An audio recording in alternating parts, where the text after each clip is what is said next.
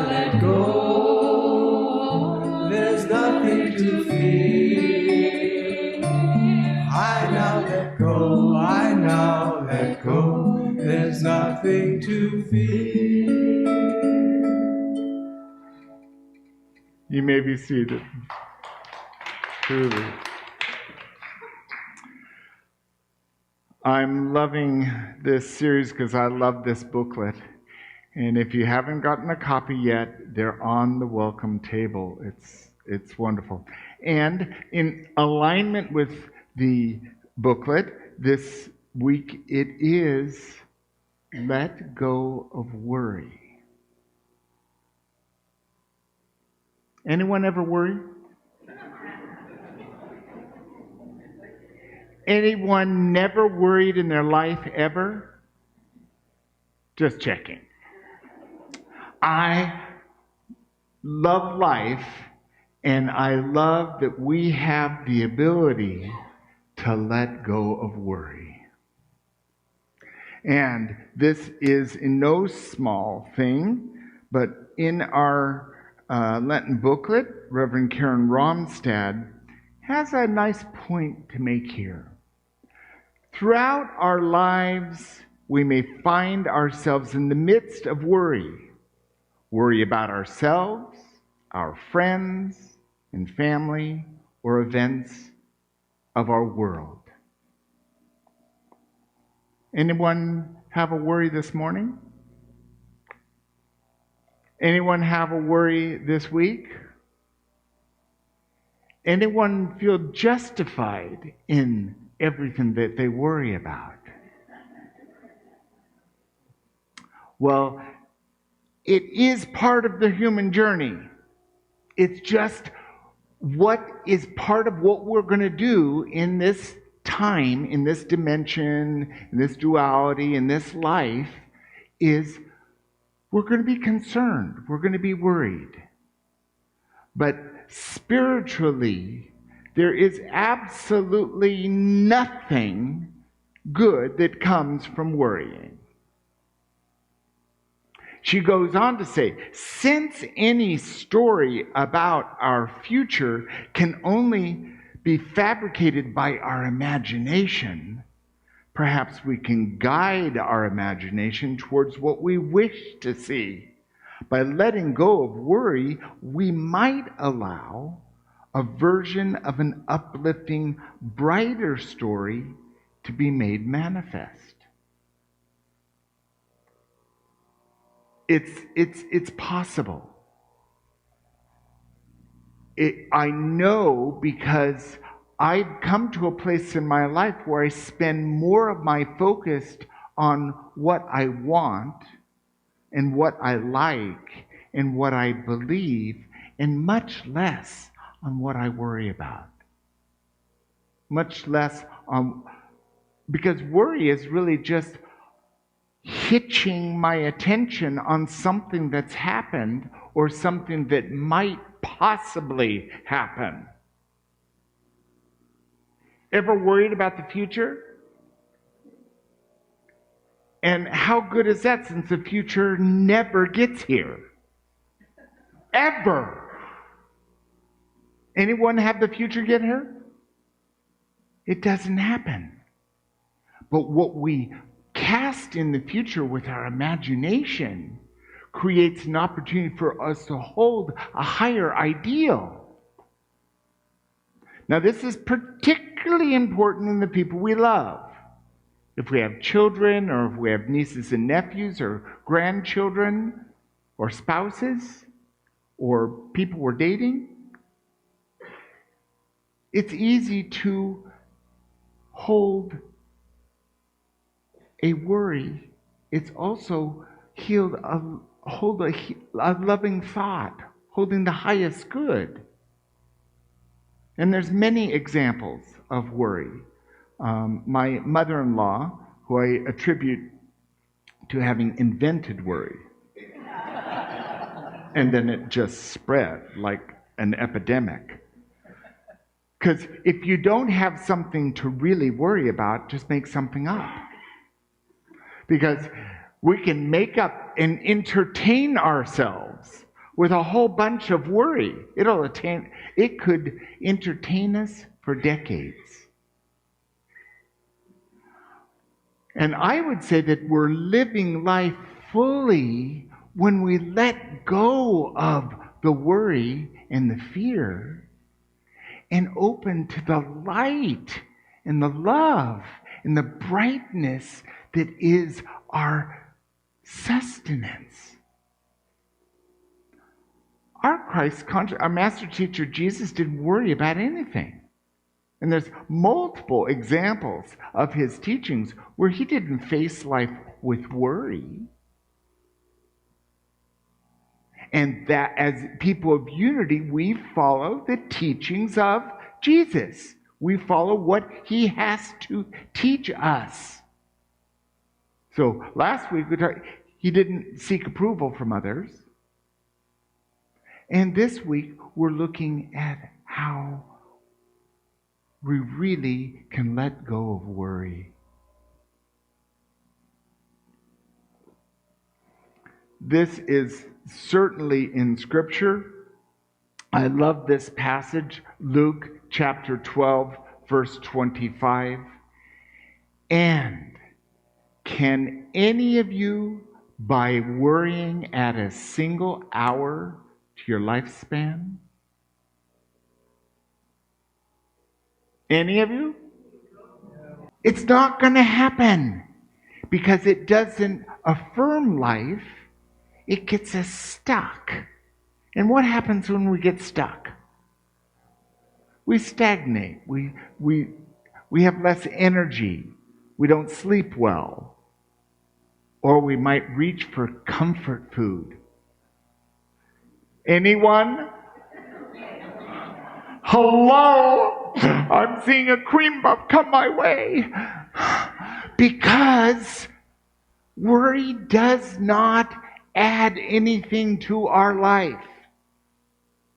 And so if we dedicate our lifeblood energy to worry,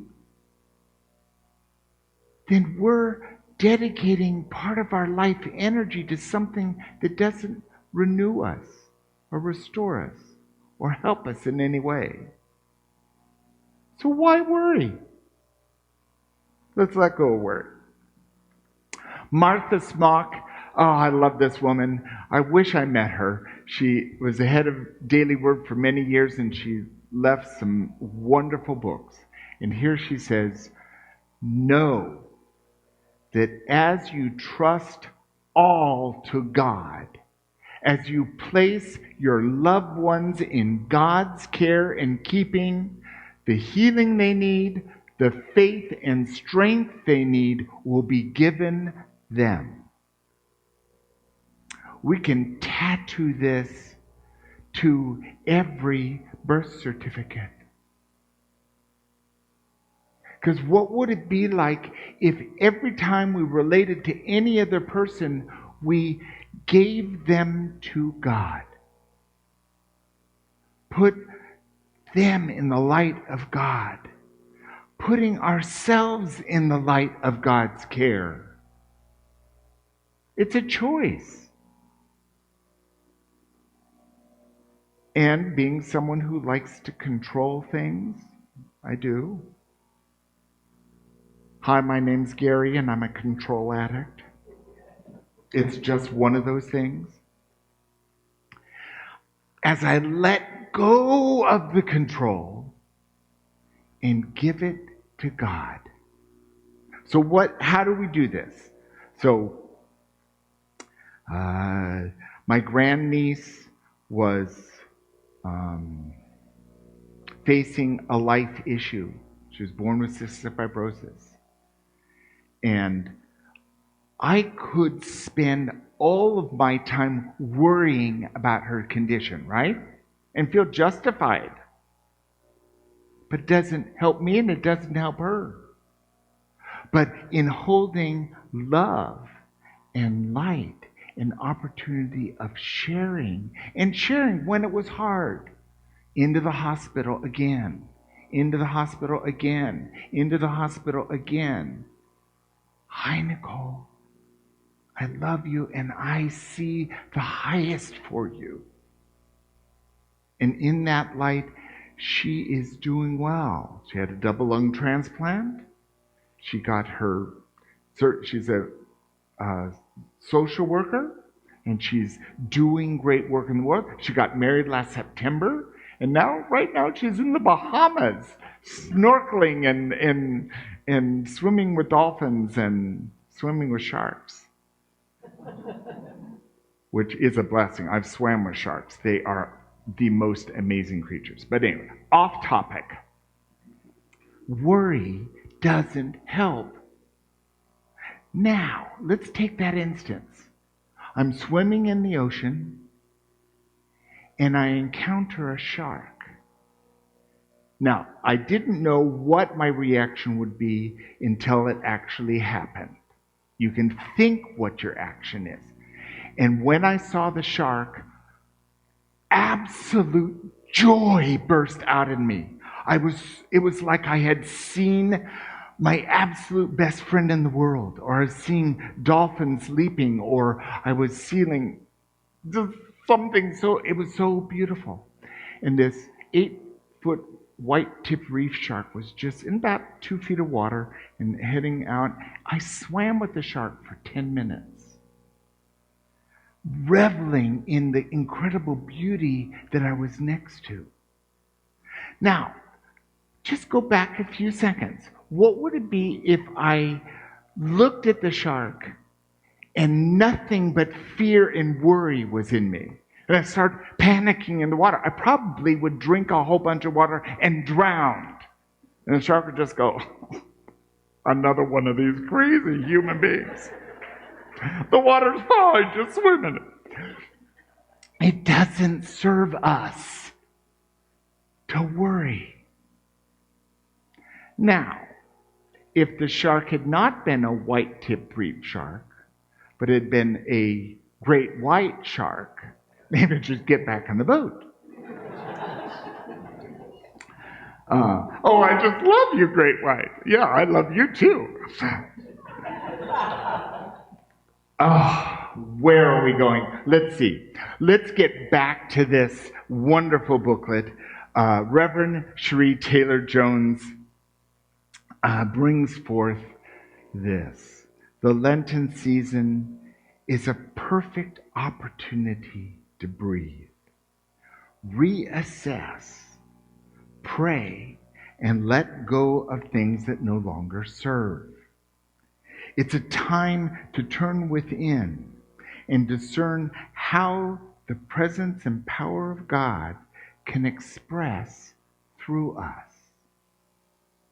And that's really what we do when we have someone we're concerned with, and we drop the concern and lift them up and say, God, I know you know how to care for this.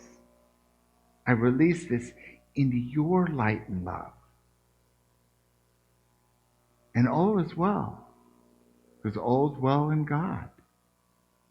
And this Lenten journey, this 40 days before Easter, is really a reawakening of our understanding of how God is moving through us. By letting go of seeking approval of others, by letting go of worry. And reading ahead, next week it's let go of fear. We have much to learn, and allow that learning to fortify the strength we can find in aligning with our Christ presence and with God. And Reverend Cherie Taylor Jones offers in our Lenten booklet this wonderful Lenten false belief detox program. And if you'd like to join me this week, this is a good way to do it. So the first one is negative self-talk. That's anything we say to ourselves that we wouldn't say to anyone else out loud. Negative self-talk. If your self-talk makes you feel bad, deny it, bless it, and release it. Now, that deny is Unity's teaching of denial, which is denying that it has any control or power over us. Not denying that it exists, but denying that it has no power over us, blessing it and letting it go.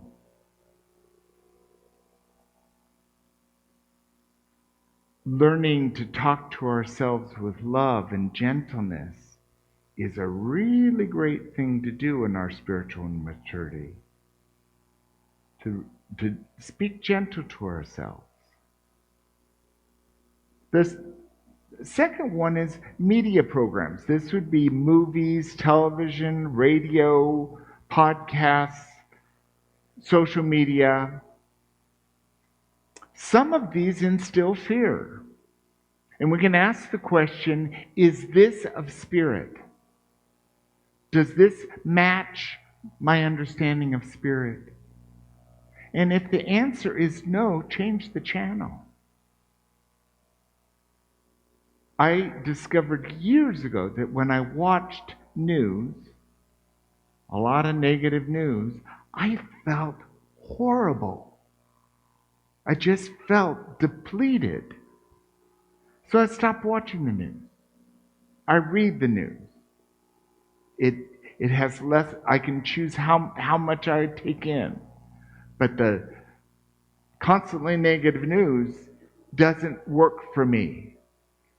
If it works for you, fine. Is it of spirit? Does it sustain? Is there growth? If it's gratuitous violence, it doesn't serve me. It doesn't help me. I do know people who really love those violent things because it's a mere outside for the deep work they're doing inside. I guess I'm not that deep because it doesn't work for me. So pay attention to what we're bringing in from the outside through media. And the third one is people. Do they uplift you or tear you down? The people that we're with, there are some people in my family that are very hard to spend a long time with because they're constantly shaming and blaming and hurting. So I distance myself from too much experience with that.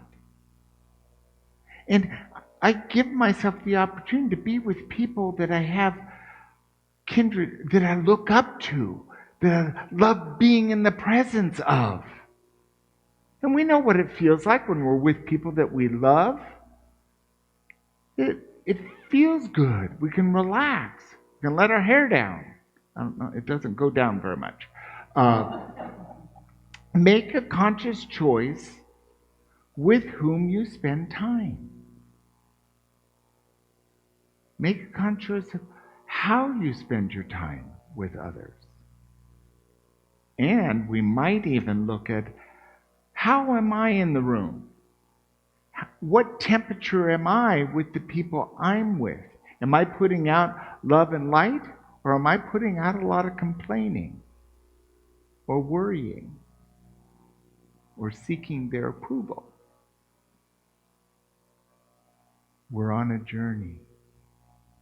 And that journey is going to fill us with great blessing as we open ourselves to let go of these things that don't serve us. Let go of the people that don't serve us. Let go of the entertainment that doesn't feed us. And allow God to be a presence to guide us, renew us, and direct us.